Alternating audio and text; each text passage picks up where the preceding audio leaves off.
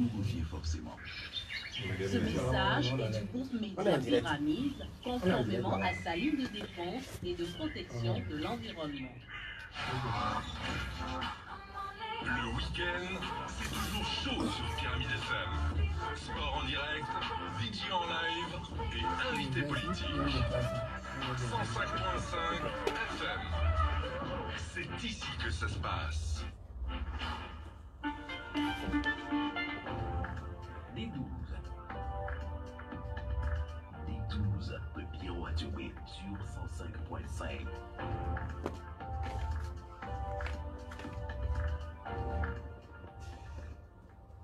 Nous pensons souvent, et ça fait peur, que la population du globe va finir par éclater. C'est ainsi que l'homme politique britannique Arthur Hope exprimait ses craintes. Elle était dite bien avant les années 60. Nos pays n'étaient pas encore indépendants. 60 ans après, les mêmes inquiétudes ont résisté au temps. Mesdames, Messieurs, bonjour et merci de nous rejoindre pour le D12 sur Pyramide FM. Nous sommes le dimanche 16 juillet 2023. Les Togolais ont sans doute vécu une semaine bien remplie d'eau et de questions. Le mardi 11 juillet, à la célébration de la Journée mondiale de la population, les populations du monde ont de nouveau eu une pensée pour des localités qui suffoquent au Canada, aux populations prises au piège des eaux en Asie du Sud-Est, ou encore celles qui brûlent sous les fortes chaleurs d'été en Europe. Plusieurs de nos compatriotes sont en train de regagner le pays pour les grandes vacances. Cette année, nous sommes 8 milliards d'habitants sur les terres d'Afrique. Le même jour de la célébration de la journée de la population, les Africains ont mis en avant la journée africaine de lutte contre la corruption. Une pleine journée pour le seul continent et on pouvait se demander pourquoi. Le lendemain, la réponse est sans doute venue depuis le ciel. Au Togo, Dieu n'a-t-il pas autant pleuré, ironisait un observateur. D'où venaient toutes ces trompes d'eau qui ont une nouvelle fois mis à nu la fragilité de nos quartiers et de presque toutes leurs installations. Les Africains du Togo ont-ils judicieusement utilisé tous les fonds décaissés pour les infrastructures devant nous servir de parapluie par temps de pluie? Mercredi, la peur s'était en vérité emparée de nombreux ménages. Les eaux n'ont jamais été aussi pressantes, voulant à tout prix tenir compagnie des hommes, femmes et enfants, y compris dans leurs chambres. Grâce aux nouveaux moyens de communication, tout le monde a su ce que tout le monde vivait, du Golfe 1 à Guenivé 6 ou encore de Lomé à Dapaon. Les précipitations de la semaine ont eu une envergure nationale. Les pluies ont même arrosé les lutteurs à l'édition 2023 des luttes Evala. Les rites initiatiques en pays cabier ont pris fin avec des danses et dans l'allégresse. La joie aussi chez le président de la Fédération togolaise de football, le colonel Guy Akpovi, est désormais membre du comité exécutif de la CAF. C'est donc tout en haut qu'il va suivre les éperviers durant les éliminatoires de la Coupe d'Afrique, non plutôt de la prochaine Coupe du Monde de football. Absent pour la troisième fois de suite à une phase finale de Coupe d'Afrique des Nations, les Togolais voudront probablement voir les choses en grand, un peu comme le compétiteur que le président Ali Bongo du Gabon. Bien que diminué physiquement, il est candidat à un troisième mandat. La voie royale tracée récemment par le Sénégalais Macky Sall ne sera pas suivie. Qui va informer les Nations Unies ou encore les grandes capitales occidentales qu'il y a une sortie de route? Ce dimanche, il sera essentiellement question de politique d'assainissement et d'urbanisation. Nos invités sont l'ingénieur Lady de la commune Golfe 1, Yaouvi Sedina Diani, chef division cadastre et topographie de Golfe 5, et Nyaké Kodjo, chef division planification de la commune à Gonivé 4. Comme de tradition, vous leur soumettrez vos préoccupations le moment venu sur les numéros 96 50 34 37 et puis 70 43 09 70. L'émission est mise en onde par Boga Koudoyor. Chers invités, bonjour. Bonjour. Comment vous allez? Nous allons très bien.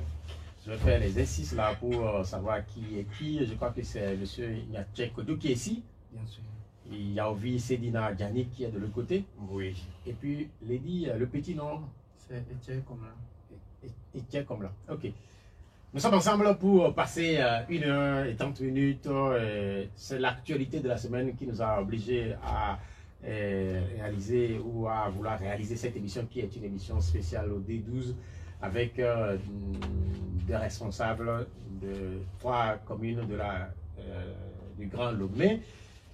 Mais chaque fois que j'ai avec moi des responsables venant des différentes communes, je me pose une première question, c'est de faire un peu la géographie. Parce que vous savez qu'avant, on parlait de Lomé Commune et tout le monde savait que Lomé Commune c'est ici. Et puis après, il y avait à Guenivé. Aujourd'hui, on a 13 communes. Je vais commencer par ma droite.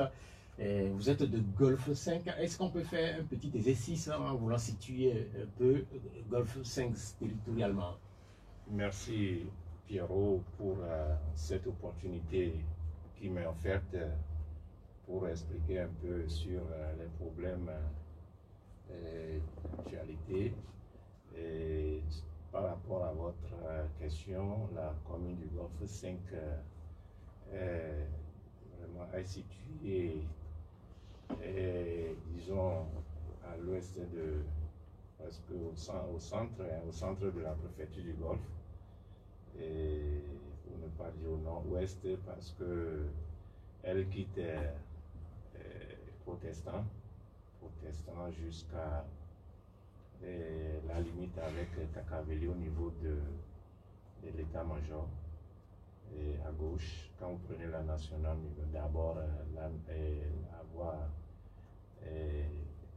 30 août jusqu'à l'avenue de la Chance pour arriver à la nation numéro 1 jusqu'au niveau des feux tricolores de l'état-major à la gauche en allant vers Takaveli.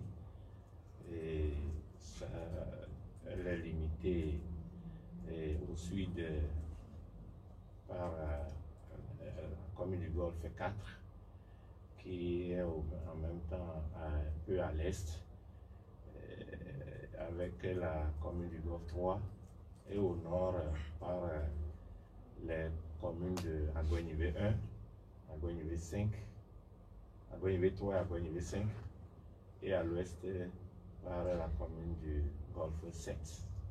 Ce qui est clair, c'est très compliqué pour oui, l'auditeur qui ne maîtrise pas forcément. C'est un peu compliqué. Oui, la carte de la ville de Lomé. Mais on fera l'effort quand même. Là où on est, dans ce quartier ici, Lomégan, ça fait partie de Golfe 5. Lomégan, c'est un surnom, c'est dans le quartier d'Agbalépé-Dogan. Ici, en fait, c'est Agbalépé-Dogan, donc c'est dans la commune du Golfe 5. Vous êtes sur notre territoire. Ok, donc si on va un peu vers le sud, c'est vers Didiolé ou à Didiolé, tout ça là, c'est dans Golfe 5. C'est le boulevard, la nation numéro 5, à Kosombo, et le centre. La centrale électrique d'Akosombo, c'est dans Golfe 5. Donc c'est au niveau du carrefour de Didiolé, la limite avec Golfe 7. Donc le côté ouest vers le Ghana à partir du carrefour d'Akosombo jusqu'à Novici, c'est dans Golfe 5. Donc quand vous longez la nation numéro 5 jusqu'à Atilamonu, c'est la limite entre Zanguera et Golfe 5. C'est clair qu'avec le temps, les Togolais finiront par s'habituer. On va faire le même exercice avec le représentant de la commune du Golfe 1. C'est où? On parle de baie, mais en fait, je ne sais pas si c'est seulement baie. Merci, monsieur Pierrot Thiobé. La commune de Golfe 1, c'est une partie de baie Est. Ce baie est divisé en 3 parties. Nous avons pris baie Est, avec chef-lieu Apé-Domé. Pour situer la commune du Golfe 1, je dirais que la commune du Golfe 1 s'ouvre sur l'océan Atlantique au sud. Et à l'ouest, la limite c'est avec la commune du Golfe 4. Et là, la limite réelle, c'est le boulevard circulaire. C'est le rond-point juste après l'hôtel Santa Maria au niveau de la Roche. C'est la voie de Décon, qu'on appelle habituellement la voie de Décon. C'est la voie là qui est le boulevard circulaire. Donc c'est la voie là qui divise la commune de Golfe 1 avec la commune de Golfe 4. À l'est, c'est la commune Golfe 6. Golfe 6, la limite réelle, c'est au niveau de Kagomé. Donc la voie de Kagomé, là où il y a les hautes tensions, après, au niveau de raffinerie, jusqu'à tomber dans le lit du Zio. C'est la limite avec la commune du Golfe 6. Au nord, c'est la commune du Zio 1. Donc la limite réelle, c'est au niveau du pont de Diablé, juste après Koulobateme, avant de rentrer dans Djagblé, il y a un petit pont là-bas, c'est la limite avec le Zion 1. Et au nord-ouest, la limite c'est au niveau de la clôture de l'aéroport. Et là, c'est avec la commune du Golfe 2.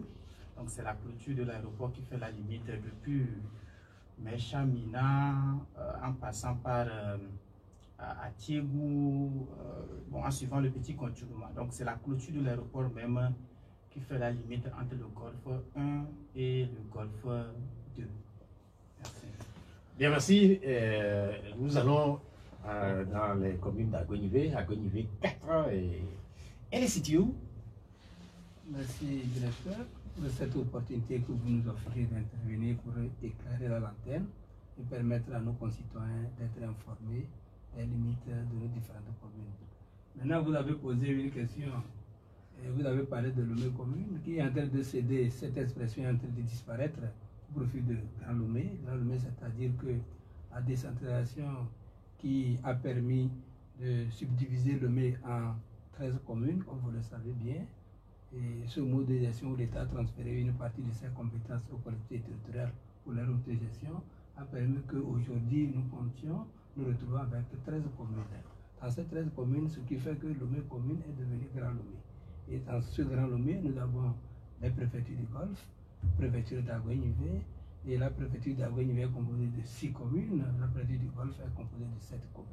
Maintenant, s'agissant de votre question relative aux limites de la commune Agonivé 4, la commune Agonivé 4 a une superficie de 38 km² avec une population de 158 648 qui habitent cette commune, et elle est limitée au nord par la commune Agonivé 6 que nous appelons Adédikopé, et au sud par la commune Agonivé 1, et à l'ouest par la commune Agonivé 20 avec jonction avec la commune Agonivé 2. Agonivé 2, c'est-à-dire Ligbasito, et maintenant à l'ouest par Golfe. Oui, en fait, vous avez fait la présentation. Mais concrètement, là, c'est quel quartier, par exemple, si je veux aller dans la commune Golfe 4, je fais vision à quel Agonivé 4 plutôt. Agonivé 4. Oui, quand vous voulez aller à Agonivé 4, vous pouvez vous arriver au niveau de l'échangeur en allant vers Akpamé. Vous arrivez au échangeur. Notre limite avec Agonivé 1, c'est échangeur. Prenez l'échangeur, vous descendez en même temps. Vous voyez Kotokoulizongo, Aoussazongo. Vous verrez, il y a un hôpital que nous appelons Dr Lafia. Ça se trouve dans la commune Agonivé 4. Donc vous descendez à côté, au niveau de votre gauche, nous avons Aoussazongo. Au niveau de notre droite, nous avons Kotokoulizongo.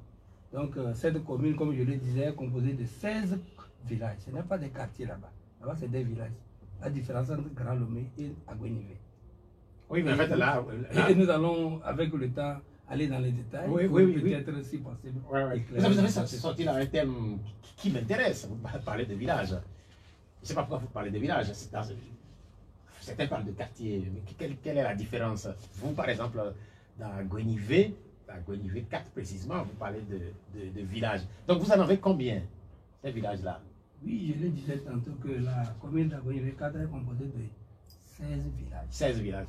Ok. Est-ce qu'on peut avoir quelques noms là? Bien sûr, nous avons le grand village, c'est Silidji. Nous avons le village de Silidji. Nous avons le village de Togolekome. Nous avons le village de Aoussazongo. Nous avons le village de Kotokoulizongo. Nous avons le village Alenka Mivé-Meblé. Nous avons Alenka lui-même. Et nous avons Togolé Centre. Et ainsi de suite. Oui, pourquoi parler de village et non de quartier? Voilà.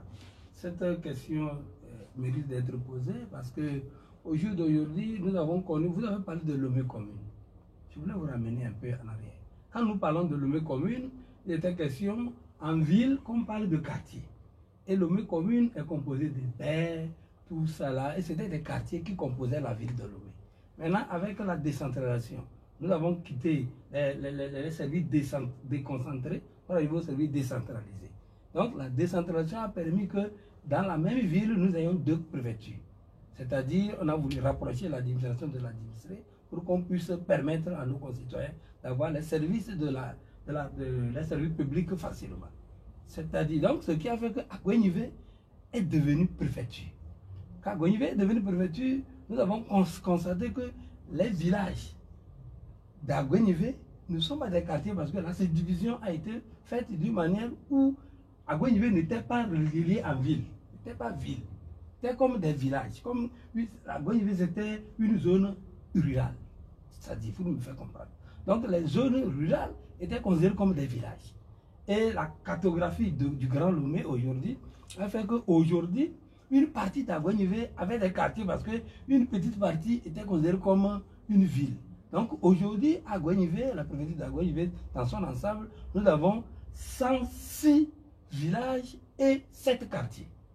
Vous voyez un peu la nuance. Non, je vois. Donc voilà. Donc, les quartiers, c'est où par exemple? Les quartiers, quand vous arrivez, vous quittez Lomé, vous arrivez à Mumbi. Mumbi, c'est-à-dire CMS d'Agouenivé, au bord de la route, là. Ça, c'est un quartier. C'est un quartier. Donc ça a l'aspect d'une ville. C'est-à-dire que... D'abord, c'est dans Agouenivé 1? C'est Agouenivé 1. C'est Agouenivé 1. C'est Agouenivé 1. Ok, on a compris. Là, par exemple, vous avez des quartiers. Vous avez également des villages? Oui, nous avons également des quartiers, des villages chez nous. Dans Golfe 5. Ah bon, vous avez quel village par exemple? Nous avons au moins 7 villages. Et une Mais quinzaine de citez-moi quelques villages Quand vous êtes à Madaomé, c'est un village. Madaomé, c'est un village. Avedi Télésou, c'est un village. Bessom, c'est un village. À peu de quoi. Bien, c'est noté. On va voir si dans Golfe 1 également, on a quelques villages. Oui, également dans Golfe 1, il y a un village. Ah, juste un seul? Oui, un seul. Nous avons 35 quartiers et un village. Le village, c'est Klobateme. Klobateme, c'est un village où il y a quelques quartiers dans ce village qui s'ajoutent aux 35 quartiers où nous avons 36. Donc j'espère que ceux qui nous suivent ont bien compris que finalement, pour certains qui sont à Madaomé, malheureusement, ils sont au village. Ok, je disais à l'entame de l'émission que vous êtes venu parce que il s'est passé quelque chose d'exceptionnel pour un certain nombre de Togolais. Cette semaine, il a plu dans plusieurs villes du Togo, presque sur l'ensemble du territoire national, mais nous allons nous intéresser à ce qui s'est passé dans le Grand Lomé. Et nous, particulièrement, nous avons été très surpris, même si la météo fait des prévisions au quotidien ces derniers temps, nous avons été surpris. Dans Golfe 5, est-ce que vous avez été également surpris? Merci, monsieur Pierroitier Dachoube, pour la question qui est très pertinente. Nous étions tous surpris par cette pluie du 12 juillet passé, une pluie qui est arrivée dès le petit matin. Et certains étaient toujours au lit quand ça tombait comme de l'amusement et finalement ça a pris beaucoup de quartiers de notre commune. Et nous étions également surpris. Notre commune étant une commune qui regorge plus de bassins de rétention d'eau et des zones de dépression.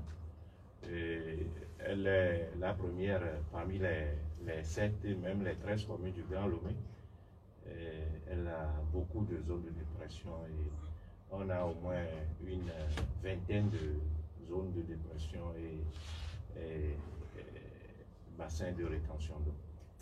Comment vous avez vécu cette journée de mercredi dans le Golfe 5? C'était, comme je l'avais déjà dit, c'était une surprise générale dans notre commune.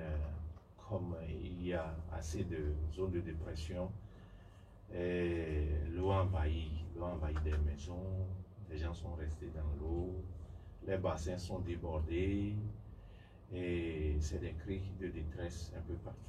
Quand vous parlez de zones de dépression, faites allusion à quoi? Les zones de dépression, ce sont les zones qui sont basses et quand on pourrait les apprécier les bas-fonds, mais où la population avait déjà construit quand l'urbanisation n'avait pas atteint ces zones. Donc, c'est des gens qui étaient déjà dans des zones critiques et à chaque fois qu'il pleut, ils ont toujours l'invité surprise qui est l'eau, qui endommage tous leurs effets. Oui, quand on parlait de dommages, si nous prenons la zone de votre commune, en termes de dommages, par exemple, est-ce que des gens ont, par exemple, perdu le matériel? Est-ce que l'eau est entrée dans les boutiques? C'était comment? Beaucoup. L'eau est entrée dans des maisons.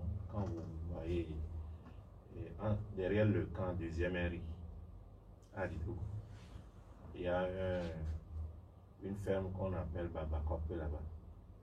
C'est quand vous quittez le boulevard la nationale numéro 5 vers, il y a une grande voie, Massalassi vers Carrefour Y. Il y a un endroit là-bas, c'est carrément une dépression.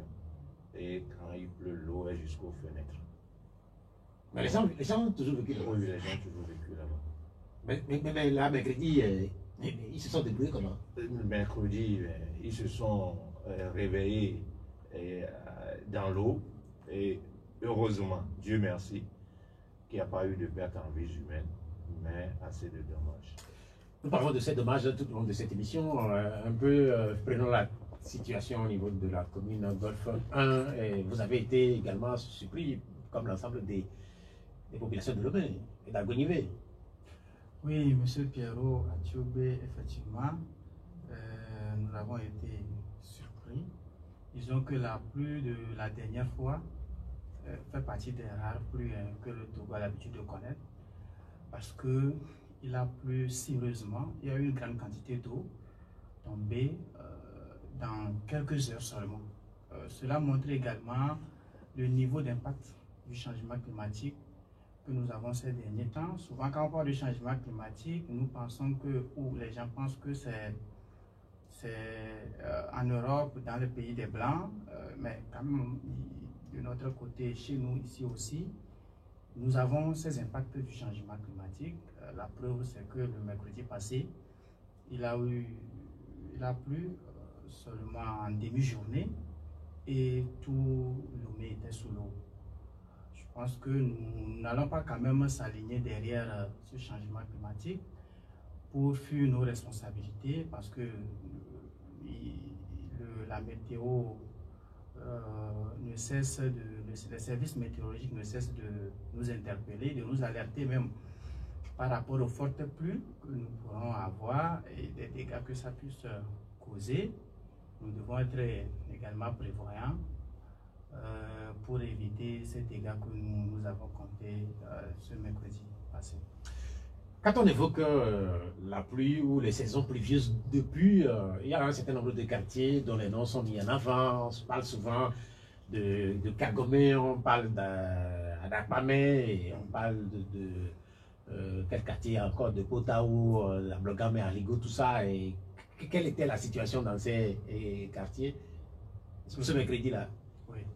La commune du Golfe 1, ceux qui connaissent bien cette commune, ils sauront que c'est une commune qui regorge beaucoup de zones vulnérables. Quand nous parlons de Kegezobidi, c'est la commune du Golfe 1, Koulobateme, Adakpame, Kanikope, Ablogame, c'est vraiment des zones où le problème d'inondation est crucial. Comme mon prédécesseur l'a dit, le mercredi passé, vraiment, nous sommes surpris parce que c'est déjà à partir de 6h30, au moment où peut-être certains étaient encore au lit, que la pluie a commencé et nous pensons que c'est juste une pluie qui allait passer, mais c'est une pluie vraiment qui a fait sortir tout le monde. Dans la commune du Golfe 1, comme je l'ai déjà dit, il y a beaucoup de zones où quand il commence à pleuvoir, il faut tenir la tête.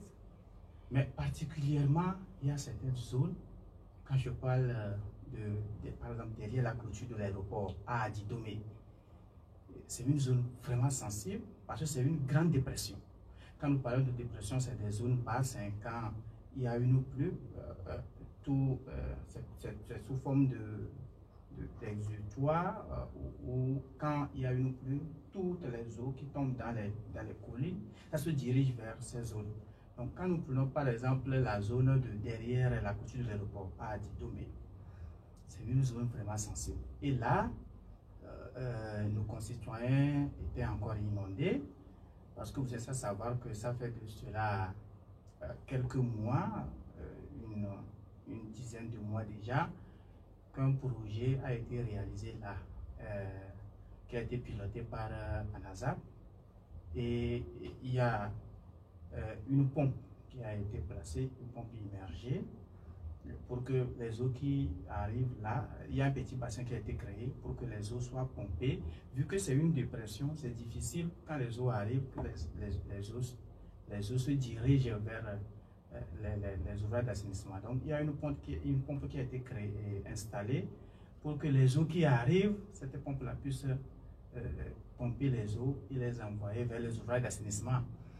Mais le mercredi passé, malheureusement, que c'est dans la grande pluie, la pompe travaillait et à un moment donné, la pompe a cessé de fonctionner. Vraiment, ça a été catastrophique. Parce qu'il n'y avait pas de carburant? Non, il y avait le carburant. Heureusement, qu'on a mis le carburant, on a démarré la machine a travaillé 1h30 environ. On a encore ajouté le carburant pour ne pas être surpris. La machine a encore continué par travailler. À peine 1 heure de temps, la machine s'est arrêtée. C'est la pompe. En fait, le groupe autre travaillait, mais c'est la pompe qui n'aspirait plus l'eau et les envoyait vers les ouvrages d'assainissement. Donc il y a le carburant, mais c'est la pompe qui est le problème. Donc nos concitoyens de là aussi ont subi vraiment un problème d'inondation. Quand nous prenons au niveau de Akoresoa pour nous, il y a une dépression là-bas. Quand vous quittez les rails de Zoroba sur le grand continuum, en allant vers la Dakwame, il y a une voie à droite. La voie là est complètement inondée. Et le grand continuum, vous voyez, la voie qui a été construite est mise à un niveau donné où, quand vous quittez Zoroba en allant vers Adakwame, tous ceux qui sont à droite du grand continuum sont dans une dépression. Mais particulièrement cette voie-là, après la construction du grand continuum, quand vous prenez cette voie en allant, il y a une colline qui fait que toutes les eaux qui tombent sur cette voie n'ont plus d'issue. Il est important de faire des ouvrages d'assainissement qui vont diriger, puisque le grand canal qui quitte le 4e lac pour aller au niveau de Kanikopé se trouve juste derrière, juste à quelques mètres, juste à 60 mètres au plus de la zone où je parle. Donc, ça constitue également une zone de dépression et ça nécessite de faire des ouvrages d'assainissement pour pouvoir diriger les eaux pour entrer dans ce canal. Donc, nos amis de cet endroit aussi étaient inondés ce mercredi, comme d'ailleurs ils sont souvent inondés. À chaque fois qu'il pleut, ils sont... C'est sur l'ensemble de Golfe que la situation était vraiment difficile. Nous reviendrons avec vous tout à l'heure, puisque vous avez parlé de 4e lac. On verra à quoi c'est effectivement ce 4e lac dont on attend vanter le génie. Et on va se demander si ce 4e lac tient toutes ses promesses. Nous allons dans Gonivé 4 pour s'enquérir de la situation. Quelle était la situation mercredi? Dans beaucoup de quartiers, c'est lamentable, c'est des pleurs, c'est des cris de détresse. Est-ce que c'était le cas également chez vous? Merci, directeur. Le cas de Togolekopé ne devait pas être une surprise, parce que le nom même l'indique. Togolekopé, c'est dans l'eau. En effet, ceux qui comprennent bien EV savent que quand on dit Togolekopé, c'est-à-dire que l'eau. Togolekopé. Donc, la pluie de l'autre fois du mercredi n'était pas une surprise pour les concitoyens, les populations qui ont accepté de vivre dans cette commune que nous appelons commune à Gonivé 4. Cette collectivité territoriale est née, vous savez bien que ça fait déjà 4 ans que les maires sont à la tête de nos collectivités territoriales. Mais la politique liée à l'assainissement et à la canalisation des eaux, c'est une compétence partagée entre les collectivités territoriales et l'État. Donc, il ne revient pas seulement aux maires seuls de prendre des dispositions pour pouvoir régler cette affaire cette affaire d'inondation. Maintenant, revenant qu'est-ce que les populations, ou bien comment les populations d'Agogne 4 ont vécu ces moments de pluie, c'était une détresse. Une détresse parce que tout Togolokopé était sous l'eau. Les maisons étaient sous l'eau et que vraiment c'était triste, mais le gouvernement, à travers les mairies, n'ont pas laissé les populations à leur triste sort. Il y a eu des actions. Nous parlerons de ces actions dans un instant. Ok, mais vous évoquez Togolokopé, mais il n'y a pas que Togolokopé. Togolokopé, quand on dit Togolokopé, c'est toute la commune. Le nom Togolokopé englobe parce qu'aujourd'hui l'État a parlé, a donné le nom de Togolokopé à toute la commune. C'est-à-dire qu'on dit la commune a gagné 4 chefs de Togolokopé. On dit que mairie de Togolokopé. Maintenant, comme je le disais, que cette collectivité territoriale est composée de 16 villages et tous les 16 villages étaient inondés. Il n'y en avait pas un qui a eu à s'échapper. Donc, surtout à Ouzazongo. On a vu des images grâce aux réseaux sociaux. On a vu quand même certains, je ne sais pas si c'était également le cas à Togolokopé, ils ont sorti des pirogues. Je ne sais pas où ils ont trouvé, mais on a vu des images comme ça. Je ne sais pas si à Togolokopé également, les gens étaient obligés de sortir des pirogues. À Togolokopé, nous avons essayé de faire le tour avec les services d'assainissement de l'ANPC et les services de la santé. On a fait le tour dans certains villages. Nous avons constaté que effectivement, les gens, pour pouvoir sortir de leur maison, il fallait utiliser un moyen pour pouvoir sortir. C'est de là vous parlez de pirogues que les gens ont utilisé. On a vécu ça à Togolokopé, c'est une réalité. Et que, comme je le disais tantôt, comme vous avez dit que les moyens qui ont été déployés vont être expliqués le long de cette émission, j'en fais économie. Oui, mais regardez la parole et continuez en même temps. Comment vous avez pu gérer cette situation? On imagine le nombre d'appels. Je disais que le maire, son téléphone ne faisait que sonner, les services techniques. Et je ne sais pas comment je vais dire, la planification, tout, on était vraiment sollicité. Sollicité à quelle manière? Et on avait quels moyens? Les petits moyens que l'État a mis pour la diffusion. Il vous a parlé de 3 types de moyens. Il y a les moyens à long terme, les moyens à court terme et les moyens à moyen terme. Donc, les moyens à court terme, ce qui devrait être fait pratiquement pour pouvoir sauver certains concitoyens, c'était de mettre les motopompes pour aspirer de l'eau, comme l'autre venait de le dire.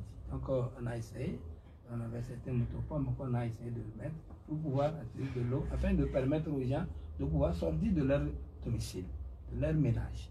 Donc, après cette activité, vous savez bien que au-delà de ça, nous faisons des efforts pour pouvoir essayer de déboucher les caniveaux. Parce que cette affaire aussi a trait à comment les caniveaux sont gérés. Les caniveaux sont bouchés. À un moment donné, le civisme, ou bien les citoyens, nos concitoyens, des fois aussi, sont aussi responsables de ce que nous vivons. Elles sont les victimes, mais des fois aussi responsables quand vous bouchez les caniveaux. Donc, quand ça se passe comme ça, nous essayons aussi de prendre des équipes. Surtout, nous avons aussi l'évêque, les volontaires d'engagement citoyen, qui nous appuient pour pouvoir faire un travail pratique et spontané pour sauver certains. Mais on n'a pas pu faire ça dans tous les villages qui ont connu ces inondations. Parce que nous ne pouvions pas couvrir toute la commune. C'est une commune très vaste. Je lui disais entre-temps qu'après la commune d'Agogne 1, parmi les 6 communes de la préfecture d'Agogne, la commune de Togolokopé et d'Agogne 4 vient en deuxième position. C'est pourquoi je vous avais donné la population qui était à 158 668 habitants avec une superficie de 38 km². La situation était désastreuse, vous l'avez dit. Vous avez eu, par exemple, le soutien d'un certain nombre de structures, notamment la NASA ou la NPC. La NPC. Oui. Aujourd'hui, là, nous sommes dimanche. Quelle est la situation ce jour? Est-ce que certaines maisons sont toujours sous les eaux? Bien sûr, bien sûr. Hier, c'est pas plus qu'hier que nous avons fait encore le tour pour voir dans quelle situation nos compatriotes vivent. Nous avons constaté que malgré les efforts déployés, il y a certaines personnes qui sont encore, leurs maisons sont sous l'eau. Et qu'au jour d'aujourd'hui, nous sommes en train de nous poser beaucoup de questions. Est-ce que c'est parce que, entre-temps, nous n'avons interdit à nos compatriotes de construire sur des zones inondables parce qu'il y a des zones que nous déclarons des zones non habitables, qu'on ne doit pas construire. Mais, comme vous le savez bien, quelqu'un qui gagne 500 000 et qui trouve qu'il y a un terrain vers Togolokopé, il n'a pas 2 millions pour payer. Et quelque part, vous n'allez pas... Quelqu'un qui gagne combien? 500 000. Quelqu'un qui a trouvé 500 000 Okay. et qui veut avoir une parcelle. Il veut toujours vivre chez soi. C'est que les Togolais, la culture des Togolais, c'est de vivre chez soi, quels que soient les moyens. Donc cette culture a fait que les gens payent là où on ne doit pas payer. Les gens construisent sur les lits des eaux. Est-ce qu'on ne peut pas empêcher l'eau de couler? Mais nous ne pouvons pas. L'État fait son travail, ne peut pas être aussi gendarme derrière tous les Togolais. Sauf que ça fait que la nouvelle, ce découpage qui a permis à l'État de souffler un peu, où on a remis des responsabilités aux maires ou bien aux collectivités territoriales pour pouvoir faire un bon suivi. Et vous convenez avec moi qu'il y a de cela que 4 ans. Et quand le bébé se lève, il tombe, avec le temps ça va aller. Nous voulons dire que l'État essaie de faire des efforts, mais il y a beaucoup de choses à faire, qui reste à faire. On quitte Agonivé 4 pour revenir à Golfe 5 et mercredi. Comment est-ce que vous vous êtes débrouillé pour venir en aide aux populations? Merci. Et la pluie de mercredi étant une surprise pour chacun de nous, chaque plaît. La commune du Golfe 5 aussi en a été victime. Et le jour-là, c'était pas facile. Des appels par-ci, par-là, avec la collaboration des CDQ et des CVD, nous avons pu faire le tour des sites inondés, mais les moyens étant vraiment très limités pour les communes, qu'on vient de le dire, mon prédécesseur, nous avons heureusement à nos côtés les services techniques de l'État, tels que la NASAP et l'ANPC, auxquels nous disons un grand merci pour les efforts consentis, les grands efforts qu'ils ne continuent pas à consentir pour aider nos populations à ne pas vraiment périr dans ces cas d'inondation. Donc, une fois que nous avions aussi alerté les services de l'ANPC, de la NASAP, qui étaient déjà sur les sites, les bassins de rétention d'eau construits par l'État dans nos quartiers et villages, ont accentué le pompage, et cela fait que les eaux ont considérablement quitté certaines maisons, les rues aujourd'hui sont praticables. Avant que je n'arrive ici, j'ai fait encore le tour et j'ai demandé au CDQ de me donner les situations.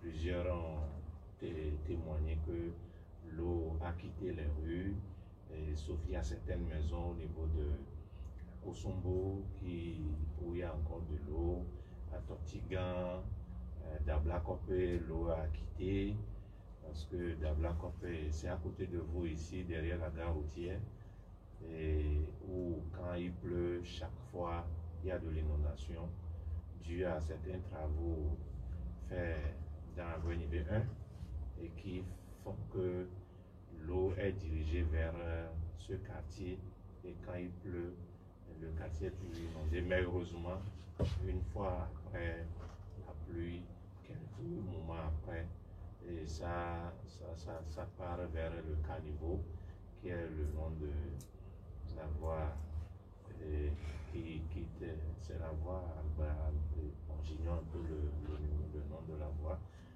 qui va vers elle et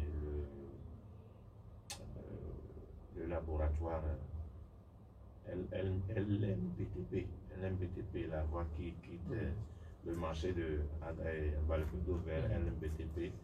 Donc il y a les caniveaux là-bas, donc l'eau se dirige vers là et après ça part. Mais on sait que dans votre commune également, il y a un certain nombre de bassins de rétention. Est-ce qu'ils ont été efficaces? Ah, mais je voudrais même profiter de cette occasion pour remercier le gouvernement pour ces bassins construits dans nos différents villes, quartiers. C'est des bassins efficaces. Et c'est le problème est que les pompes qui sont installées pour... il y a le bassin de... Quand vous voyez le bassin de Caméléon, au niveau de Tontiga, c'est un bassin qui reçoit les eaux d'Aguenibé. Donc c'est un bassin qui est au centre. Donc une fois que la pompe n'a pas fonctionné, ça envahit, l'eau envahit tous les riverains. Mais si la pompe travaille normalement, les bassins sont efficaces. On écoute souvent cela, que la pompe n'a pas fonctionné, et ça c'est l'excuse qui revient. Comment se fait-il que très souvent les pompes ne fonctionnent pas? Mais vous n'êtes pas sans savoir que la pluie, bon, la météo a souvent signalé, a donné des alertes. Mais à certains endroits, à l'instar du bassin du Caméléon. Caméléon, c'est où? Caméléon, c'est à côté de Sanon, le carrefour Bojona. Ouais. Oui, en fait, oui. Ah, oui, c'est là où... C'est là-bas qu'on appelle Caméléon. Mais qu'est-ce qui a donné ce nom-là, Caméléon? Il y a des caméléons dans cette zone? Non, il y avait un bâtiment là-bas. Ah. Un bâtiment sur lequel le propriétaire avait mis établissement Caméléon. Ah, ok. C'est un peu comme l'Oméga. Donc on l'appelle Carrefour Bojona.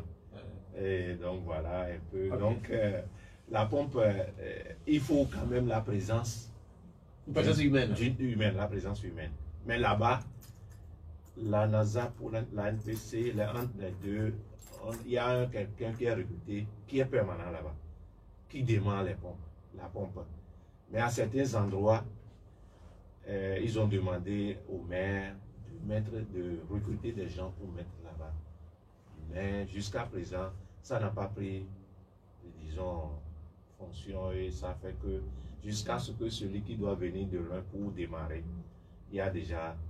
Donc globalement sur le périmètre de votre commune, on peut dire aujourd'hui que la pluie s'est relativement retirée.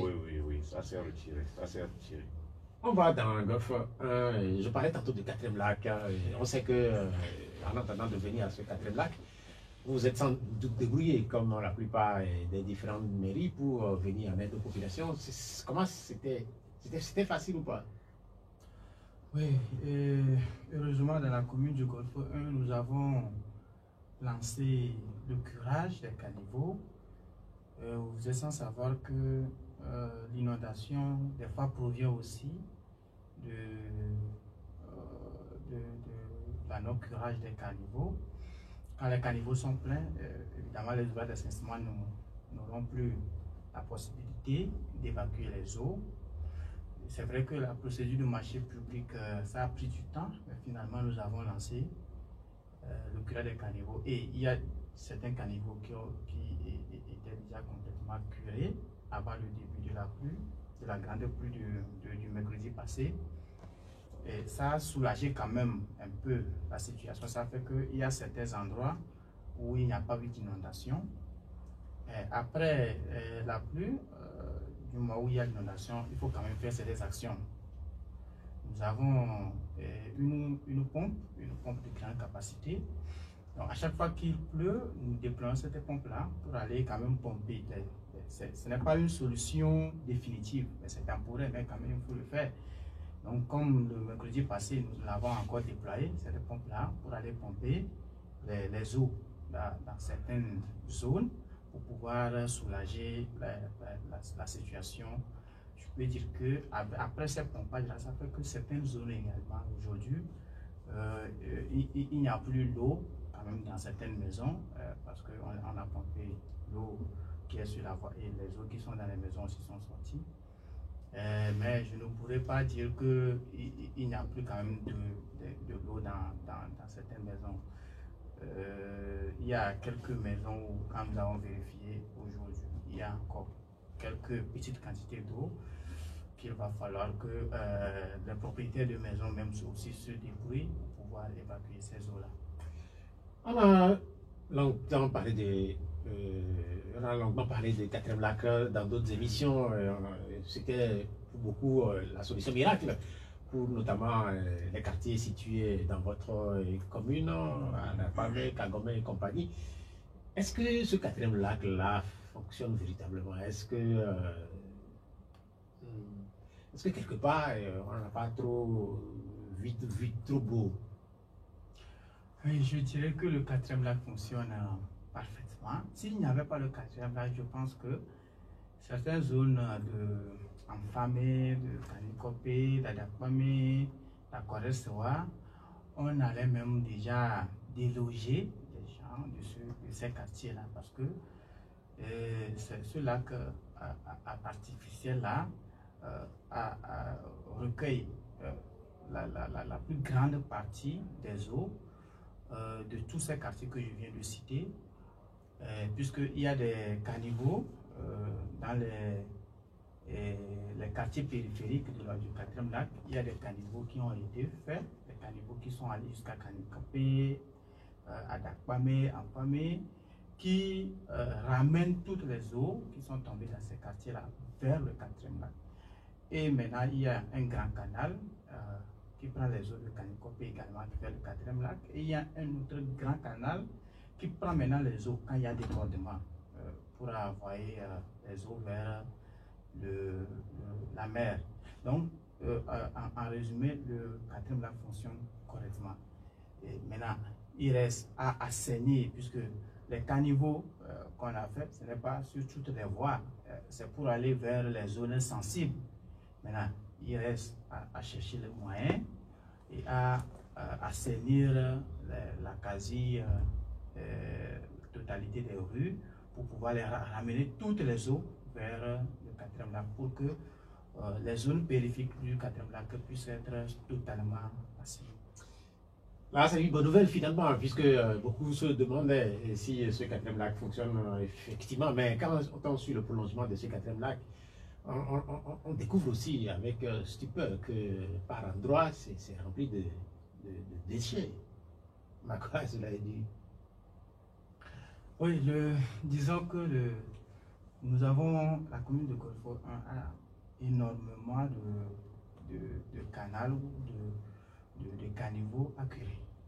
Disons que les ouvrages d'assainissement, nous pouvons dire que dans le Grand Lomé, quand on parle d'ouvrages d'assainissement à curer, c'est dans la commune du Golfo qu'on retrouve la grande partie, parce que non seulement qu'il y a les voies, il y a également des ouvrages d'assainissement du 4e lac qui sont très énormes, parce que quand nous prenons le 4e lac, les caniveaux, c'est un certain nombre de kilomètres de caniveaux qui ont été construits, qui vont jusqu'à même dans le Golfe 6.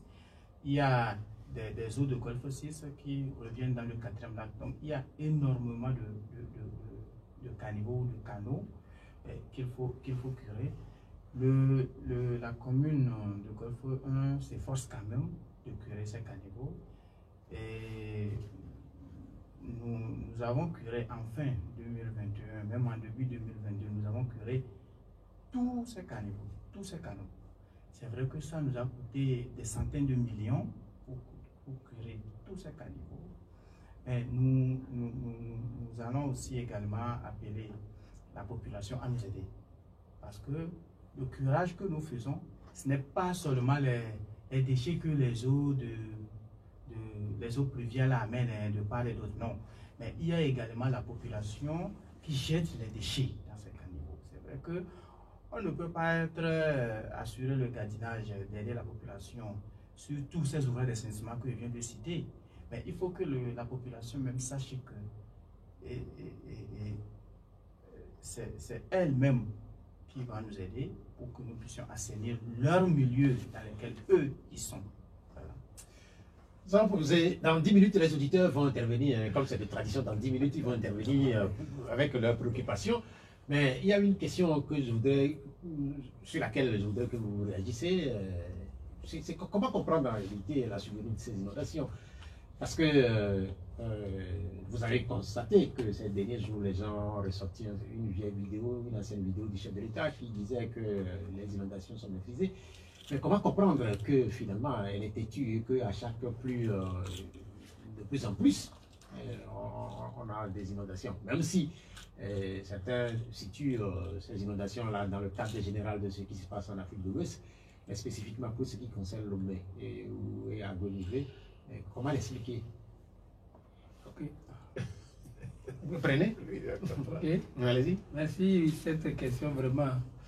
Pas plus que hier que les gens parlaient de ce courage du chef de l'État par rapport à l'assainissement de la ville de Lomé, où il a émis le vœu que ces inondations ne se produisent plus. C'est un vœu qu'il a émis, que ces inondations ne se produisent plus.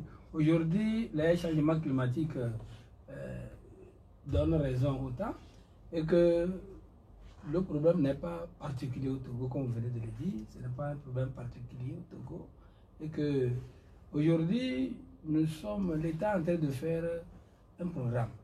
Et ce programme-là, nous osons croire que ce programme viendrait, après nommer peut-être pas régler définitivement ce problème, mais des solutions d'approche vont être trouvées, c'est-à-dire le plan directeur du Grand Lomé.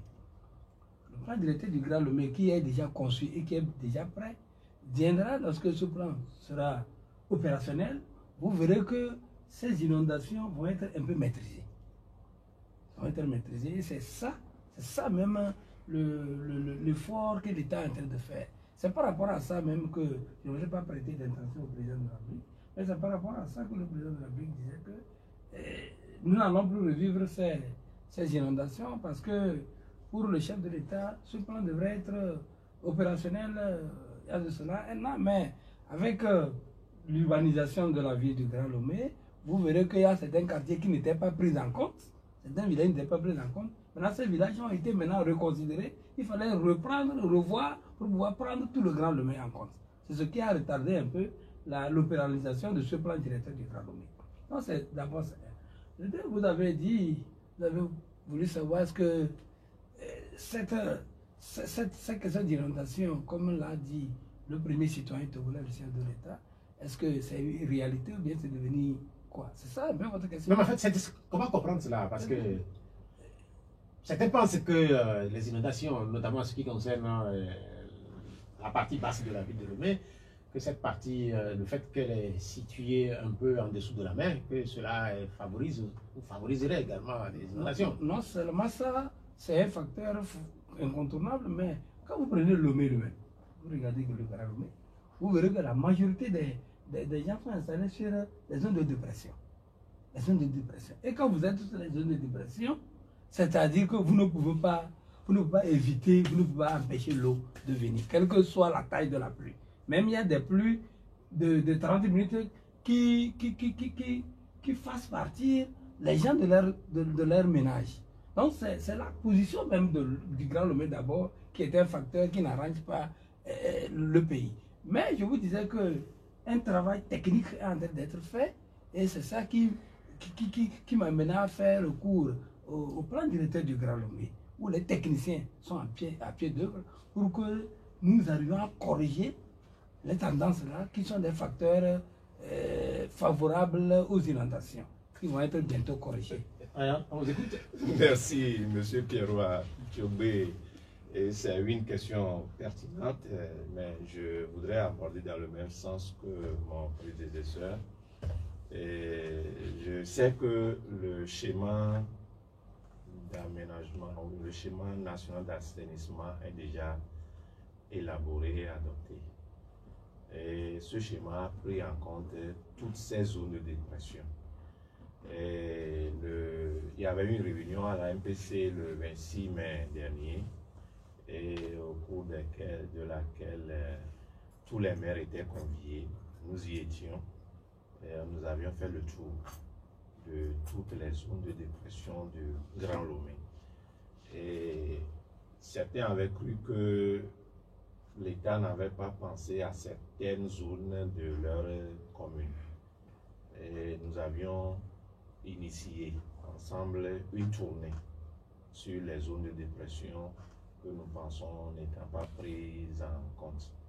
Mais quand on a fait la tournée, c'était le 9 juin, on a fait la tournée avec le directeur général de l'assainissement et avec ses collaborateurs et l'ANPC, on s'est rendu compte que le schéma prévu des solutions à toutes ces zones, de Lomé, du moins de Lomé. Le schéma a vraiment prévu. Donc, c'est la réalisation.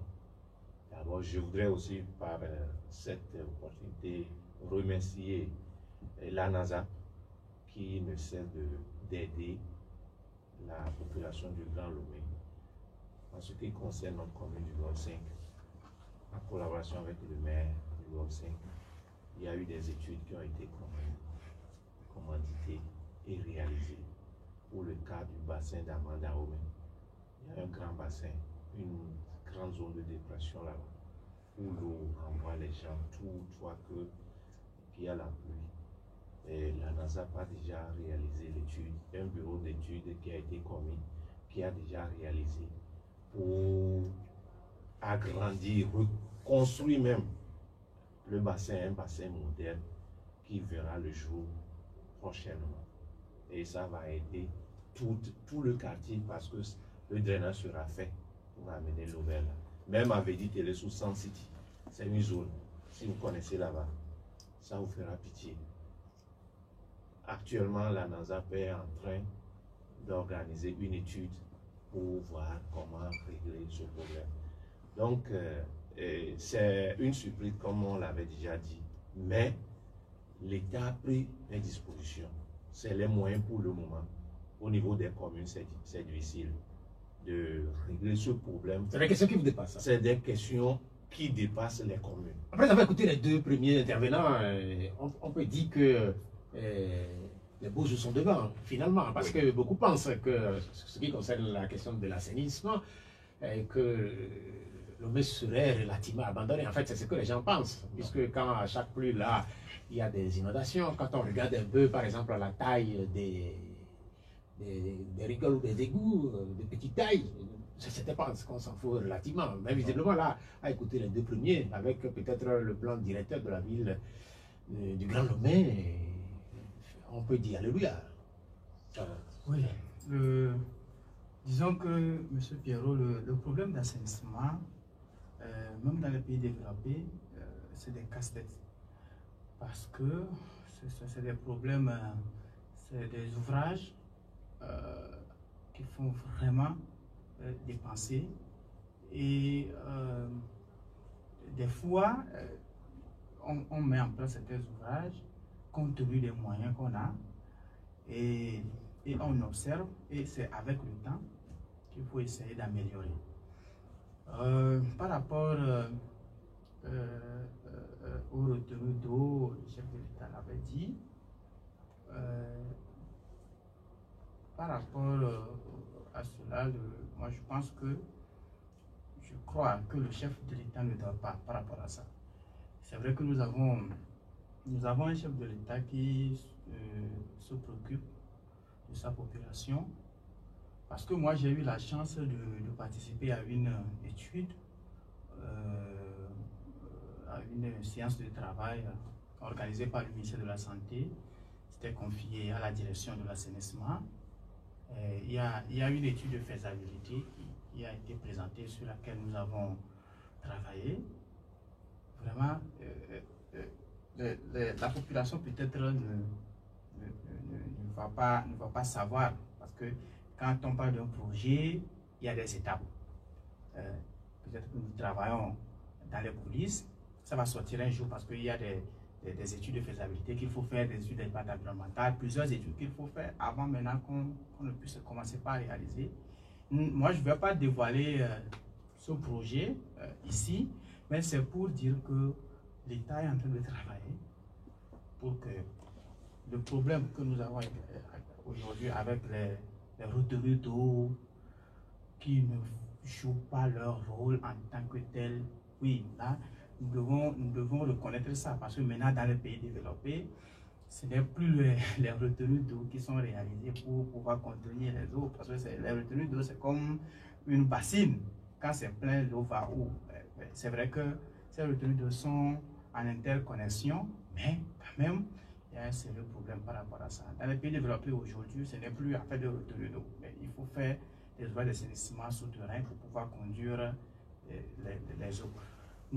À cette séance-là, j'ai vu que l'État a commandé des études de faisabilité pour voir quelles sont les trajectoires, les zones sensibles où il faut quand même faire ce ouvrage-là pour pouvoir travailler là-dessus.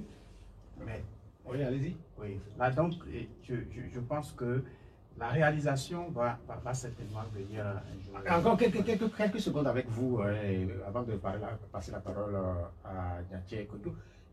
Au niveau de votre commune, pour extrapoler un peu sur d'autres questions liées notamment aux routes, plusieurs chantiers ont été ouverts là-bas dans votre zone. Il faut de constater que ces chantiers, je ne vais pas dire qu'ils sont abandonnés, mais vous allez me dire ce qui se passe. Qu'est-ce qui se passe par exemple sur toutes ces routes qui sont en chantier, notamment au niveau de Kodesewa et Ablogame? Qu'est-ce qui se passe? Oui, effectivement, il y a un projet d'aménagement, d'assainissement et de bitumage de 14,33 km de voies qui est entamé. Ça concerne la plus grande partie quand même, c'est le Golfe 1. Il y a également le Golfe 3 et une partie du Golfe 2, parce qu'au niveau de la zone de Oba, il y a également un projet là-bas qui fait partie quand même du même projet, mais c'est nous qui avons pris la plus grande partie parce que il y a la phase 1 qui avait concerné le Wangodus Sisseko, la rue Maria Auxiliadora sur laquelle il y a plusieurs rues qui sont connectées, et la phase 2 même qui a déjà commencé. Il y a Oufou Boigné, il y a la rue des handicapés qui est la rue Rotary Club, il y a également la rue Tchaoudjou. Donc nous avons beaucoup de chantiers à notre niveau. Je profite pour remercier le chef de l'État à travers le ministère de l'urbanisme. Effectivement, ces chantiers qui ont débuté, il y a la phase 1 qui a débuté en 2021 et la phase 2 en 2022. Globalement, ces chantiers n'évoluent pas comme... Est-ce que le chef de l'État, vous voulez le remercier? Est-ce qu'il sait, par exemple, que les chantiers n'évoluent pas? Oui, certainement, il doit être au courant parce que... Est-ce que c'est abandonné? Non, les chantiers ne sont pas abandonnés. Quand nous prenons la phase 1, c'est vrai qu'il y a quelques travaux qui se réalisent du jour au lendemain, mais les chantiers n'avancent pas comme il le fallait. Et disons que la plus grande partie... Non, est-ce que c'est une question d'argent? Non. Non, ce n'est pas une question d'argent. Ce n'est pas une question d'argent, ce que moi je sache. Mais c'est plutôt une question de déplacement des réseaux. De déplacement des réseaux. Parce que vous devez savoir que quand on veut réaliser une voie, comme il y a des réseaux, quand on parle des réseaux, il y a des tuyaux de la TTE, de la CE2, de IGO, de Togo Télécom, etc., qui passent par là. On ne sait pas, des fois, on ne sait pas exactement là où il y a les tuyaux. Des fois, on sait, c'est dans l'emprise de la voie, il faut les déplacer. Des fois, on ne sait pas, parce qu'avant, il n'y avait pas peut-être un plan qui résout tout cela. Donc, quand on commence par réaliser la voie, il faut déplacer ces réseaux. Voilà, mais curieusement, pour ce qui concerne, par exemple, le boulevard tous ces échos qui relie le test à Akawa.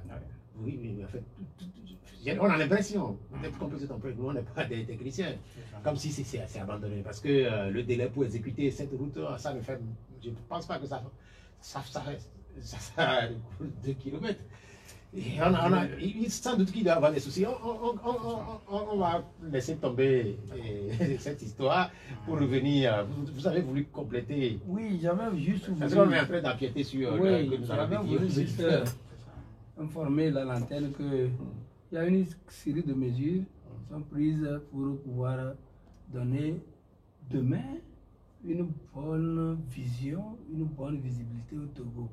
C'est-à-dire qu'au jour d'aujourd'hui, vous voyez que le chef de l'État a un vrai plan du schéma national d'aménagement de notre territoire. Ce n'est pas seulement Lomé. le chemin national d'aménagement du territoire est lancé, de cela 3 mois, et que des études et des sensibilisations sont en train d'être faites, ont été faites même dans toutes les communes du Togo. Donc ça ne veut pas dire que c'est seulement les mesures sont prises seulement pour Lomé, c'est pour tout le Togo. Donc je voudrais juste profiter de cette occasion pour dire que vraiment il y a eu une vraie politique et c'est l'occasion de remercier le chef de l'État pour les efforts consentis au niveau de la commune Togo-le-Copé, de les particulariser ça, où des centaines des milliards ont été bloqués pour pouvoir être les caniveaux au niveau du Togo. Merci beaucoup pour cette explication. Et on va permettre aux auditeurs, parce que nous avons un certain nombre de questions que nous vous posons, même ils ont aussi des préoccupations. Peut-être que nous nous trompons par moment, et on verra tout à l'heure avec les interventions ce qu'ils pensent de la dernière pluie de la politique d'assainissement. Là, on me signale qu'il y a un tout premier auditeur. Nous avons 3 invités. Ils viennent de Golfe 1, de Golfe 5 et puis d'Agonivé 4. Allô, bonjour. Bonjour. Vous êtes à l'antenne. Quel est votre nom? Gérard. Gérard, vous êtes à l'antenne. Exprimez votre préoccupation. Oui, je salue le ministre. Alors, moi, quand ils sont suivis par la pluie, ça m'étonne. Parce que nous sommes en saison pluvieuse, on ne devrait pas être surpris que la météo aussi avait fait des annonces. Deuxième observation, je ne comprends pas le Congolais. Une fois qu'on a un poste là, rapidement, tout ce qu'on fait, même si c'est mauvais, on remercie le chef de l'État, on remercie le gouvernement. Non, les gens là sont là pour les populations, ils doivent travailler pour les populations. Maintenant, vous les remerciez, là vous les remerciez. Est-ce que les gens n'ont pas été suivis par les gens? Est-ce que ceux-là vont dire merci au gouvernement? Non, il faut relever les faits. Je constate aussi que le Togolais souvent, il observe des crimes, il ne fait pas les actions. Bon, concernant la vie de l'eau, le plan de cette ville a été tracé par l'urbaniste allemand au but scolaire. Mais finalement, on a abandonné ce plan. Et la ville s'étend horizontalement. Ce qui fait que, finalement, les gens occupent des zones inondables. Il y a l'autre comme le commerce avec dit, qu'on ne peut pas. Non, mais les gens veulent conduire dans une zone qui fait mal. Mais il faut leur interdire ça, c'est pas parce qu'on n'a pas les moyens, et on va les laisser construire dans un but. Il pleut, il y a de coups d'eau, et finalement, la pluie, quand il pleut, ils se rendent pas dans le problème. Maintenant, la question aux représentants du Golfe 1. Est-ce qu'ils ont fait le recensement des ménages dans leur commune? Ce que je fais dans cette commune-là, pourquoi les gens disent que les ordures, tout ça là, un peu dans les caniveaux, sur les routes? Dans cette commune-là, dans cette maison, dans beaucoup de maisons d'ailleurs, il n'y a pas de latrine, il n'y a pas de processus d'eau là, ce qui fait que les gens restent un peu partis, mais aussi. Est-ce qu'ils vont faire le recensement de cette commune? Bien, merci. Merci Gérard pour votre intervention. Vous avez été relativement long.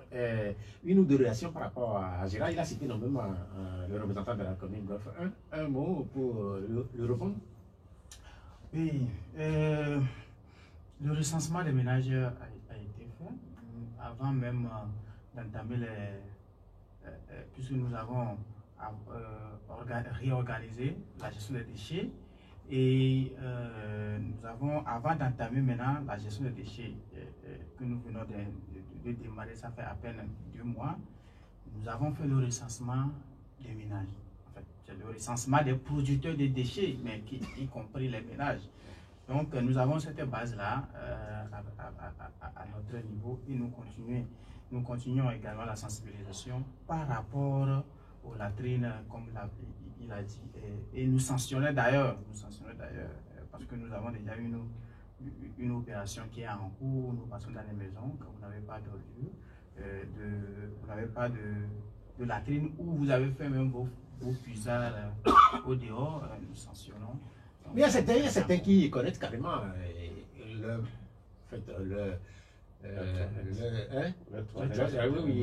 mais comment est-ce qu'on peut expliquer ça aussi? Puisque c'est une réalité. La dernière fois, dans la commune Golfe 4, un des représentants intervenants sur les médias a dit, par exemple, qu'ils ont découvert un certain nombre de dangers dans les caniveaux, y compris un matelas. Comment est-ce qu'on peut comprendre ça? Vous prenez votre matelas que vous voulez jeter, vous le jetez dans le caniveau. C'est l'incivisme. Effectivement, c'est l'incivisme, mais il faut que la population togolaise soit éduquée par rapport à ça, parce que même la fois passée, quand nous curons nos caniveaux, il y a des gens qui ont fait le branchement de leur faux sceptique au caniveau. En curant, on a vu qu'il y a des tuyaux qui rejettent les eaux usées dans le caniveau. Et nous avons fermé ces tuyaux-là avec du béton et nous avons sanctionné ces gens-là. Mais il faut que le Togolais même sache que l'assainissement n'est pas seulement pour l'autorité, n'est pas seulement pour la mairie ou n'est pas seulement pour l'État. Mais ça débute d'abord à partir de... Vous appelez donc à des comportements civiques. Voilà. Allô? Oui. Allô? Oui, bonjour. Bonjour. Oui, quel est votre nom? Oui, allez-y. Bon, je salue les invités. Bon, tout à l'heure, il y a une phrase dans la bouche d'un invité. Je ne sais pas s'il a fait une erreur. Il faut qu'il répète ça et on va voir. Que le président ne dort pas. À ce qui concerne ce qui se passe, surtout à l'inondation là. Au moment où Lomé était dans l'eau, Kara était dans le paradis. Le président danse. Alors, vous allez me dire que le président ne dort pas. Alors, comment vous voulez le dire, mes frères, Togo Togo? Il faut qu'on soit sérieux. C'est-à-dire, il faut que tout le monde apporte sa contribution à la pierre Togo pour que le Togo évolue. Je ne voulais pas aujourd'hui comparer le Togo et le Bénin. C'est impossible dans les années 90. Vous ne pouvez pas. Les Béninois, tous ceux qui sont ici. Mais aujourd'hui, quand vous prenez la géographie du Togo, qui est une belle géographie, que quand vous parlez d'Agoué, tout ça là, c'est dans la Corée, et en bas ici, à partir de là, les 4 lagunes dont vous parlez là, elles sont bourrées. Elles sont bourrées. La 4e lagune, tout ça là, elle est où? Les lagunes, elles sont bourrées. Quand la lagune circule de lagune 1, 2, 3, 4, elles vont où? C'est ça, vous parlez de l'appareil qu'on a mis là-bas, l'appareil gâté, toujours gâté, toujours gâté. Tout ça là, quand on va faire ça, prenez les quartiers, je vais donner l'exemple des quartiers à Diakome, à Bobokome, à Tikoni, tout ça là. Souvent, on les dit de Erasma Ménéné. C'est-à-dire, le parc d'époque, c'est impossible. Tu ne peux pas arriver là-bas et que tu vas dire à quelqu'un que tu es Lomé. Je vais vous donner un exemple. Quand un Béninois, 2 Béninois qui sont arrivés la fois dernière, ils dormaient dans la voiture, ils étaient arrivés, et ils voulaient arriver à Lomé. Quand ils dormaient, ils s'est levé. Moi, je mets. Il y a Oumina et Lomé là. Ils croyaient, ils ne pouvaient pas, quand ils s'est réveillés à Giacomo, ils ne pouvaient pas que c'est Lomé. Ok, on a compris votre comparaison. S'il vous plaît, on a compris. Beaucoup de Togolais comparent maintenant Lomé à Cotonou. Je ne sais pas si vous aussi faites la même comparaison. Il semble que finalement on est très en retard. Oui, merci. Vu l'intervention de notre frère, je voudrais te faire comprendre que le Togo n'est pas en retard. On n'est pas en retard. Sous vos comparaisons, n'est pas toujours raison. Aujourd'hui, ce n'est pas parce qu'il y a eu cette grande pluie et que certaines maisons sont sous l'eau que nous allons dire que rien n'a été fait. Quand nous faisons un tour en 2000, le Togo de 2000 n'est pas le Togo de 2023. Si nous voulons être honnêtes, il y a eu quand même des améliorations. Il y a eu des améliorations. C'est ce qui nous permet de féliciter les actions du chef de l'État dans cette logique, dans cette politique d'assainissement. Au-delà de ça, nous constatons que ce qui a été fait mérite d'être amélioré. Et nous allons dans l'amélioration. C'est un peu ça. Maintenant, la comparaison, le Togo et le Bénin. Quand nous allons au Bénin, pas plus que la fois passée, j'étais au Bénin, j'étais à Cotonou. Cotonou, l'eau même, ce que nous avons vécu là. Et ici, là, Cotonou a vécu plus que ça. J'ai des preuves, je peux vous envoyer des vidéos. C'est pourquoi j'ai dit que ce n'est pas un problème particulier au Togo. C'est un problème dans le général et que je voudrais réitérer nos félicitations au président de la République. Que Kara était chose et nous on était sous l'eau, bien sûr. Kara était chose, nous on était sous l'eau, mais des efforts ont été faits, comme je vous disais, les lagunes qui ont été construites. Il y a beaucoup de choses qui ont été faites. Mais nous allons toujours continuer par critiquer. Ceux qui doivent critiquer, il faut des critiques positives pour que celui qui fait puisse savoir qu'à ce niveau, il faut que j'améliore. Alors, téléphone. C'est un peu ça. Oui. Oui, rapidement, c'est le qui est revenu. Le président Ford a fait l'effort dans les Algoués là-bas. Algoués là-bas, c'est là où le président fait l'effort. Ah, ben, tout ça, ça n'a pas comme il n'a rien fait. Il ne connaît même pas là-bas. Il ne faut même pas comparer.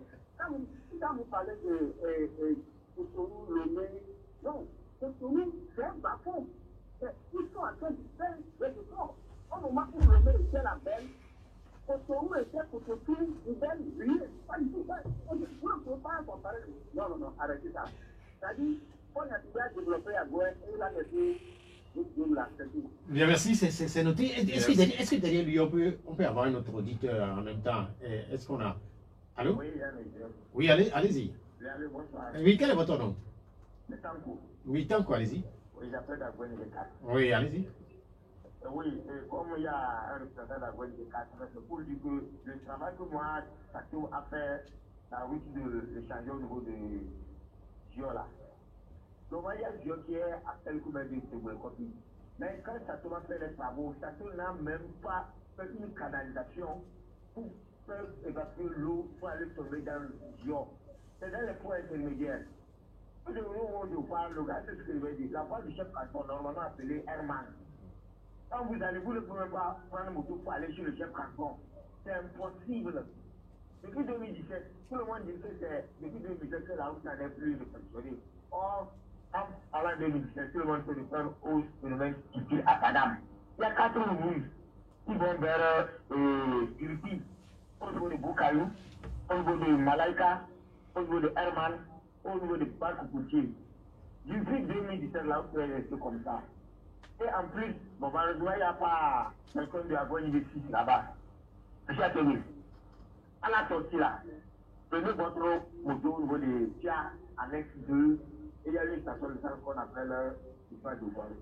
Il y a une unité d'extraction à ça, mais c'est uniquement dans l'eau. Est-ce que les mecs ne peuvent pas empêcher les gens, les propriétaires de vendre les zones inondables? Bien, merci, rapidement, puisque vous êtes sur le plateau. Oui, effectivement, ce qu'il vient de dire, il a raison à 50%, ce n'est pas 100%. Je suis de la commune, je travaille là-bas, nous faisons des activités. Ce qu'il dit, effectivement, quand Satom a fait les travaux, nous avons rencontré Satom, nous avons demandé à ce qu'il fasse des canalisations de l'eau vers le fleuve Zio. Ça, le gouvernement et la mairie ont déjà pris des dispositions, mais qui ne sont pas encore appliquées.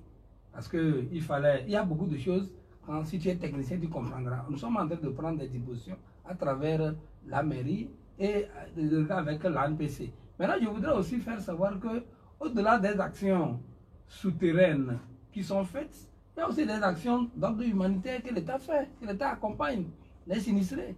Au jour d'aujourd'hui, le ministère de l'Action sociale envoie quand même, je ne dis pas que c'est une mesure durable, hein, mais envoie quand même des petits trucs pour encourager les sinistrés. Au jour d'aujourd'hui, au niveau de la commune d'Agogne 24, il faut parler de Togo, nous avons déjà enregistré les personnes sinistrées, les sinistrés, pour voir quelles mesures, quels sont les moyens que l'État va apporter au moins à court terme pour voir ce que... On ne peut pas les laisser comme ça. Allô?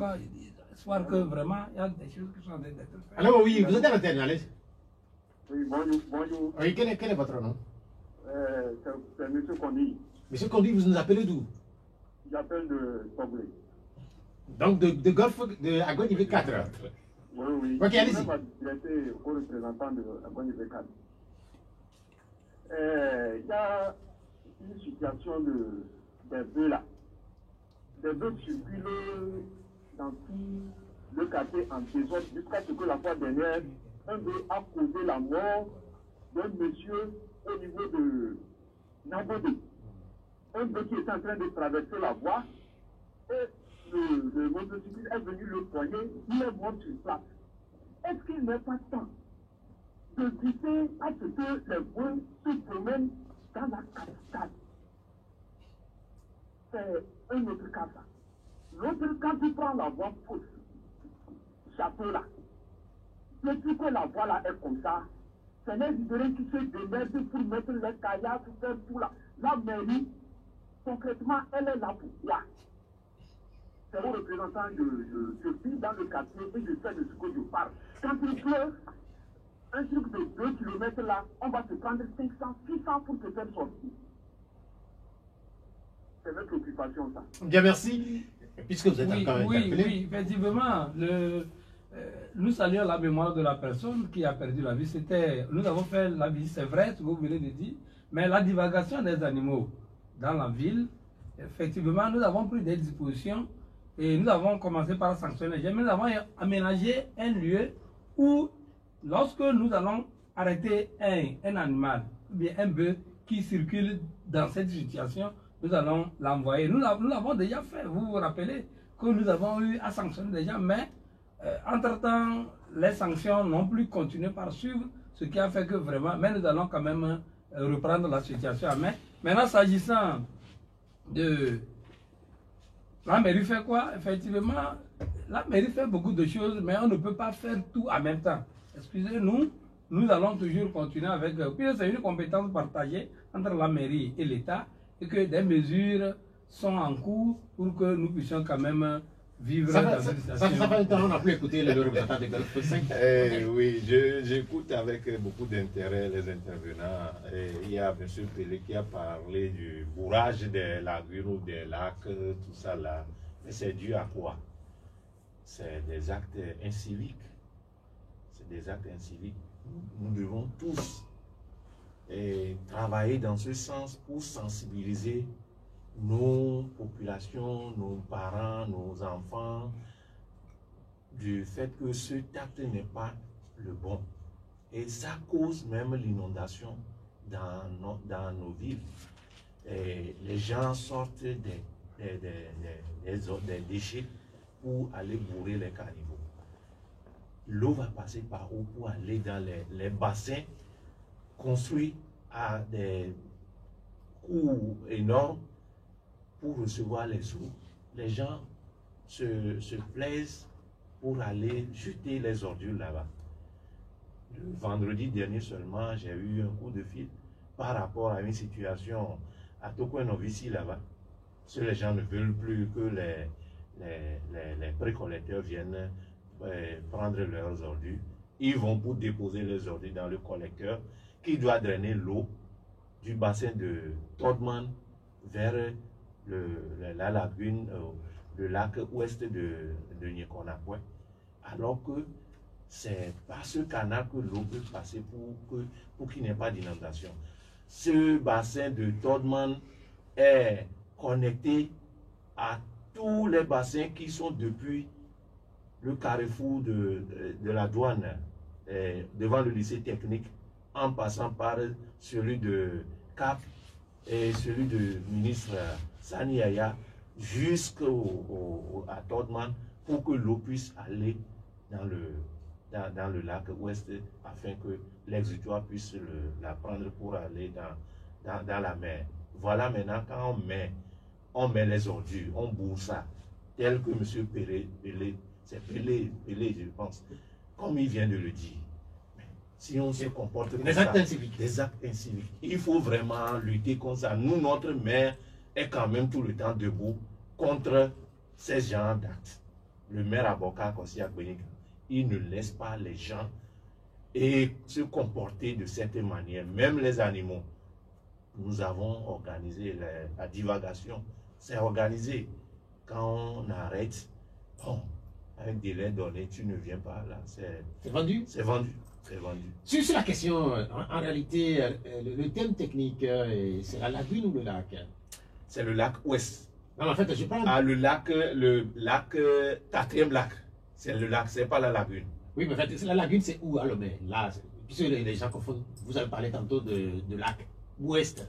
Quand vous parlez de lac ouest, vous faites allusion à quelle... En fait, c'est une lagune, la lagune de Nyekonakwe. C'est la lagune de Nyekonakwe. Mais sur la situation de cette lagune-là, il y a une question. Certains pensent que l'écoulement naturel qui va jusqu'au Ghana, que cet écoulement a été bloqué quelque part au niveau de la frontière et que cela expliquerait en partie aussi les inondations qu'on a dans cette zone. Est-ce que c'est vrai ou pas? Puisque je crois que j'ai en face de moi ici oui, des techniciens. Mais je ne saurais pas répondre à cette question parce que ce n'est pas dans ma commune.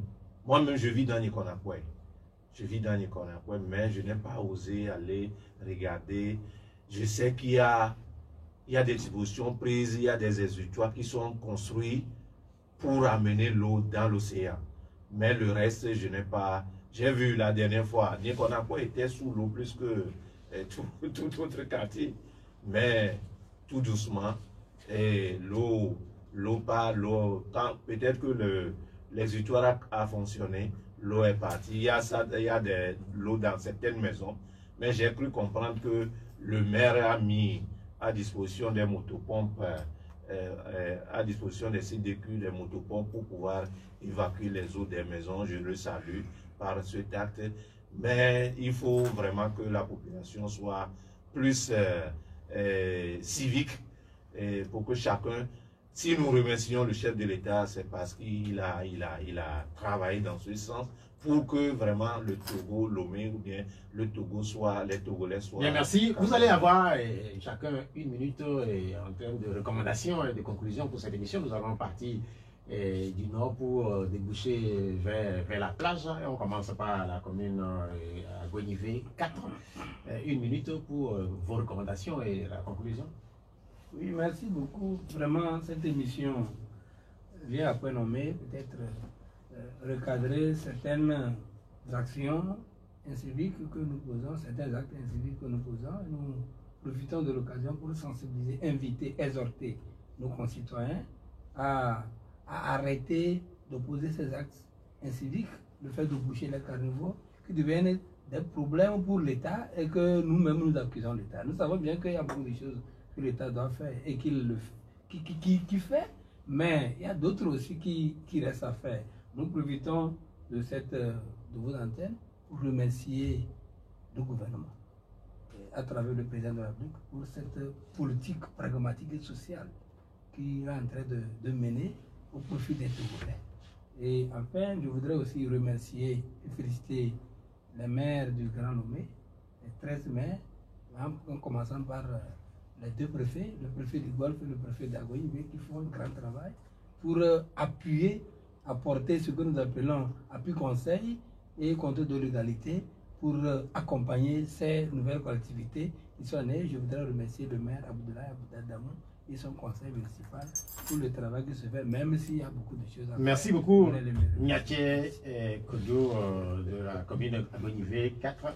Nous allons descendre vers la Golfe 5. Bon, je ne voudrais pas aussi répéter tout ce que mon prédécesseur a dit, sinon c'est un grand remerciement que je voudrais adresser à toutes les autorités du pays, en l'occurrence le maire Aboka Kossia Beniga et tout le conseil municipal du Golfe 5 et exhorter la population du Golfe 5 à se comporter, disons, dignement, comme de façon civique, qui est le civisme dans notre quartier, dans notre commune, que chacun prenne à bras le corps le développement de notre commune. Merci beaucoup, Yaoui Sidina Dani de Golfe 5. Djani, oui, Djani, oui. Djani, c'est tombé. On va pas tomber. On va écouter pour terminer Lady Koblan de Golfe 1. Merci. Je vais clôturer en disant que la responsabilité est partagée. Il faut que la population elle-même nous aide à ne pas jeter les ordures dans les caniveaux. Et il y a une chose aussi qui est vraiment importante, c'est qu'il y a certaines maisons qui sont inondées parce que eux-mêmes, les propriétaires, en construisant les maisons sont plus bas que la voie. Donc il va falloir faire un effort, juste rehausser le niveau de la voie ou juste éviter l'inondation. Ça c'est très simple. Et également, je profite pour remercier beaucoup le maire Gomalo pour les dispositions qu'il continue à prendre pour que nous puissions avoir plus de moyens pour pouvoir faire face à la situation de l'inondation. Et en troisième position, je profite pour demander encore plus l'appui du gouvernement pour que les projets qui sont en cours puissent être financés pour que la réalisation soit vite faite. Merci. Merci d'être venu. Nous disons que nous sommes de cœur avec tous ceux qui sont en situation d'inondation en ce moment. Cette émission elle a été réalisée aussi en leur faveur. Lundi comme là, il est venu représenter la commune Golfe 1, c'est un ingénieur. Il y a Ovi Seydina Djani, il est chef de division cadastre et topographie. Il est venu représenter la commune Golfe 5. Et puis il y a Thierry Kodjo, il est chef de division planification de la commune Agonivé 4. L'émission va être rediffusée tout à l'heure à partir de 19h. Merci à Vincent Lasbogakou pour la mise en onde technique. Moi, je suis Pierrot Atiobé. Au revoir. Au revoir. Les gens sont contre. Félicitations.